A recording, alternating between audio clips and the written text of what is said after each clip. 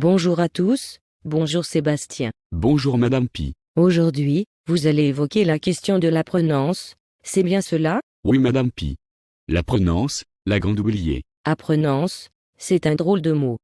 Qu'est-ce que c'est? La prenance décrit un ensemble stable de dispositions affectives, cognitives et connatives, favorables à l'acte d'apprendre.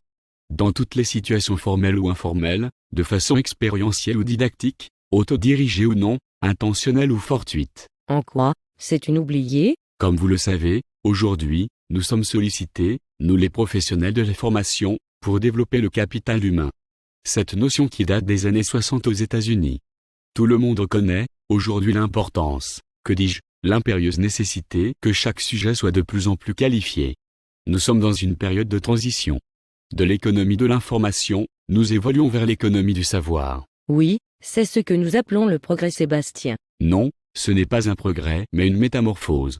Les paradigmes changent. Expliquez-vous? Aujourd'hui, de plus en plus de responsables de la formation par l'expérience se rendent compte que l'automatisation des solutions de formation avec le e-learning, par exemple, ne permet pas l'autonomisation dans l'apprentissage. Je ne comprends pas, pouvez-vous développer? La formation n'est pas un produit mais un service. Sa qualité dépend donc de 4 facteurs: l'intangibilité, l'inséparabilité, la périssabilité et la variabilité. Ce qui signifie qu'une formation ne peut être ressentie avant d'être vécue. Elle est indissociable du formateur ou de la solution informatique. Elle se réalise en même temps qu'elle est consommée.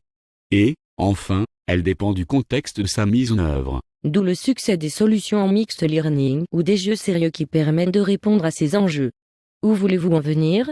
Si je vous comprends bien, pour vous les jeux sérieux sont un progrès en formation? Pour qu'un apprenant réussisse sa formation, il faut réunir 3 conditions.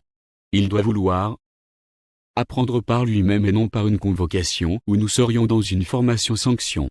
Il doit savoir apprendre. Savez-vous comment il apprend? Est-ce un verbal?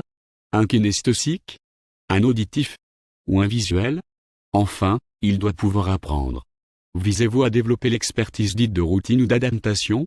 Quel degré d'autonomie souhaitez-vous? J'imagine que les concepteurs de formation intègrent ces données pour permettre à l'entreprise de progresser. Je vous propose de progresser dans votre subtilité Madame Pi.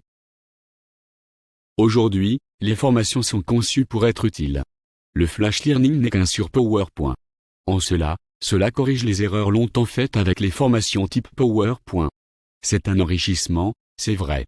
Or dans l'économie du savoir, de l'apprentissage, il s'agit de créer un terreau, de développer le désir de transmettre, de prospecter, d'innover. D'une consommation de la formation, il s'agit aujourd'hui de rendre acteur de sa formation chaque apprenant et non des consommateurs. Les évolutions techniques font de nous des éternels débutants. Nous devons recommencer à zéro à chaque fois. En cela, il s'agit de faire des formations également subtiles qui permettent à l'autre d'avoir les moyens d'apprendre par lui-même en fonction de l'environnement spécifique de l'entreprise, de sa culture et de lui-même, de son propre projet personnel et professionnel. Opposeriez-vous les formations utiles aux formations subtiles? Non, elles sont justement complémentaires. Il est ruineux de poser les progrès. Regardez les entreprises qui ont cru dans le tout e-learning. Elles ont dépensé sans avoir les résultats escomptés. Pourtant tout avait été évalué avec des centaines de critères. Je comprends mieux. D'où l'intérêt de l'apprenance.